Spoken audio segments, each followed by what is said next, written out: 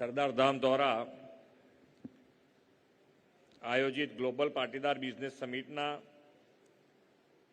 ઉદ્ઘાટન સત્રમાં આપણી સૌની સાથે મંચ ઉપર ઉપસ્થિત કેન્દ્રીય મંત્રી શ્રી મનસુખભાઈ માંડવિયા, એનસીયુઆઈના ચેરમેન શ્રી દિલીપભાઈ સંઘાણી, પ્રમુખ સેવક શ્રી ગગજીભાઈ સુતરિયા, જીપીબીએસના ચેરમેન શ્રી નટુભાઈ, મારા સૌ સાથી ધારાસભ્યશ્રીઓ, ગાંધીનગરના મેયરશ્રી, સૌ દાતાશ્રી, ટ્રસ્ટીશ્રીઓ, ઉપસ્થિત સૌ ઉદ્યોગ સાહસિકો, આમંત્રિત મહાનુભાવ, પ્રેસ મીડિયાના મિત્રો, સૌને મારા નમસ્કાર.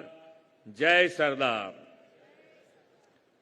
કેમ આમ શાંત થઈ ગયા છો? હજુ તો કેટલા ગગજીભાઈ તો 3-3 કલાકનો કાર્યક્રમ કરવા ટેવાયેલા છે, એટલે તમારે અહીંયા આવવું હોય તો એ પ્રમાણે તૈયાર થઈને આવવું પડે.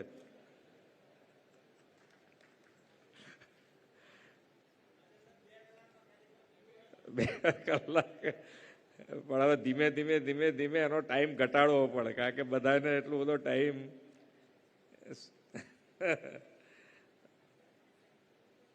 પણ આજે જે પ્રમાણે આવતા અઠવાડિયે માન્ય વડાપ્રધાનશ્રીના હસ્તે મહાકુંભ થવા જઈ રહ્યો છે અને આજે સરદાર ધામ દ્વારા આજે ઉદ્યોગનો મહાકુંભ આજે અહીંયાથી શરૂ થયો.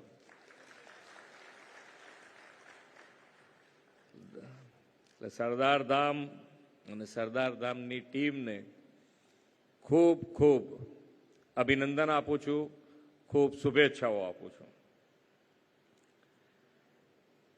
એક એવું નેતૃત્વ આપણને મળ્યું છે કે હંમેશા વિઝન, સમયથી આગળનું આપણને વિઝન આપતા રહ્યા છે અને એ વિઝનથી આજે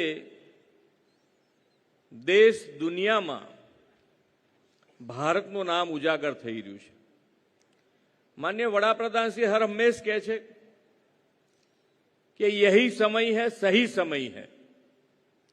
અને તમે જુઓ, વાઇબ્રન્ટ 2003માં શરૂ કર્યું અને એ વાઇબ્રન્ટ આજે સામાજિક ક્રાંતિ આજે આપણે અહીંયા જોઈ રહ્યા છે. એવી દરેકે દરેક રાજ્યમાં પણ આ વાઇબ્રન્ટ સમિટો થઈ રહી છે અને એમનું વિઝન કહેવાય. 2003માં જ્યારે ગુજરાતમાં એમણે શરૂ કર્યું ત્યારે ભારત દેશ પણ કદાચ હું એવું કહી શકું કે તૈયાર નહીં હોય કે ગ્લોબલ પ્લેટફોર્મ એક રાજ્ય તૈયાર કરી રહ્યું છે અને આજે એનો લાભ ગુજરાતને સૌથી વધારે મળ્યો છે. અને બિઝનેસ કરતા દરેકે દરેક જણને આજે મને સવારે એક આંકડો, અત્યારે આપણે આગળ આંતરરાષ્ટ્રીય કાઇટ ફેસ્ટિવલ, એ પણ માન્ય નરેન્દ્રભાઈનું વિઝન, અને એ શરૂ કર્યું એ વખતે એમણે આંકડો કીધેલો કે આ કાઇટ ફેસ્ટિવલ એ 500 કરોડનો બિઝનેસ આપશે. એ વખતે એમનું વિઝન હતું. આજે મારી પાસે આંકડો છે કે 625 કરોડ રૂપિયાનો બિઝનેસ આ પતંગ આપી રહ્યું છે. એટલે એમની દરેકે દરેક જગ્યાએ વિઝન. રણોત્સવ અત્યારે ચાલુ રહ્યો છે. જે અહીંયા આવ્યા છે બહારથી, એ બધાએ રણોત્સવ ખાસ જવું જોઈએ. જ્યારે રણોત્સવ 2006 કે 2007માં સાહેબની સ્પીચમાં છે કે આ રણોત્સવ જોવા માટે દેશ અને દુનિયાથી લોકો અહીંયા આવશે. અને આજે જુઓ તમે, રણોત્સવમાં પણ આ ગ્લોબલી ત્યાં આગળ બધા આવતા થઈ ગયા છે. રાહ જોતા હોય કઈ તારીખે જવું ત્યાં આગળ. એટલે એક વિઝનરી લીડરશીપ આપણને મળી છે.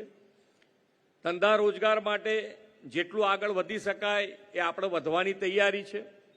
પાટીદાર સમાજે જે હરણફાળ ભરી છે એમાં સરકાર તરીકે અમે તમારી સાથે છીએ અને સાથે આગળ વધવું છે.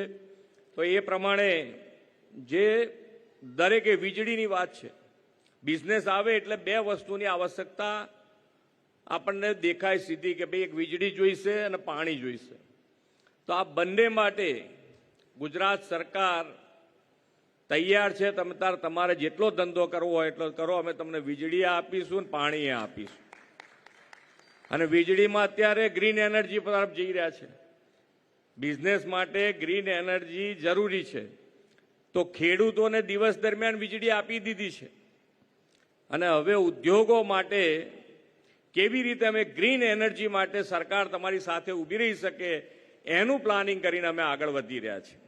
એટલે કોઈ એમ કહે કે અમારે ગ્રીન એનર્જી જોઈએ છે સરકાર પાસેથી, તો સરકાર ગ્રીન એનર્જી તમને આપે અને તમારું સર્ટિફિકેશન થાય કે આ ગ્રીન એનર્જીથી બનાવેલું ઉત્પાદન છે, એવી વ્યવસ્થા ગુજરાત સરકાર કરી રહી છે.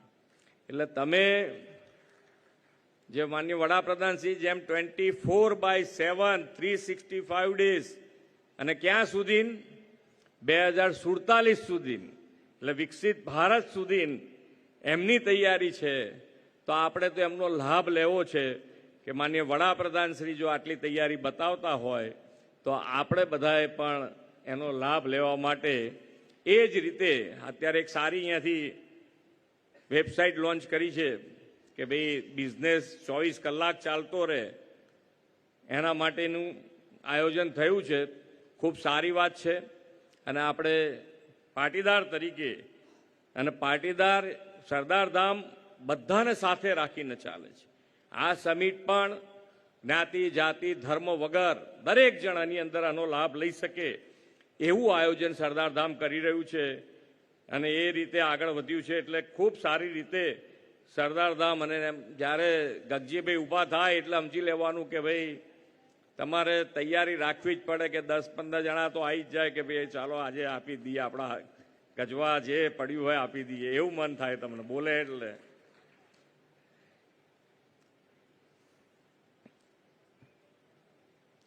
એકતાના બળે પ્રગતિનો વિચાર એ આપણા બધાયમાં છે.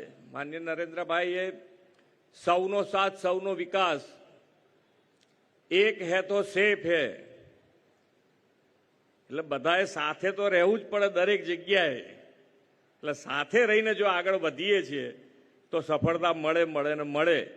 એના વિચાર ઉપર આ સમિટ અને સમિટના જે પ્રમાણે તમને સફળતા મળી છે અને 2026માં અમેરિકામાં સમિટ યોજાવાની જેનું પ્રી લોન્ચિંગ એની પણ સફળતાઓની અત્યારથી હું ખૂબ શુભેચ્છાઓ આપું છું.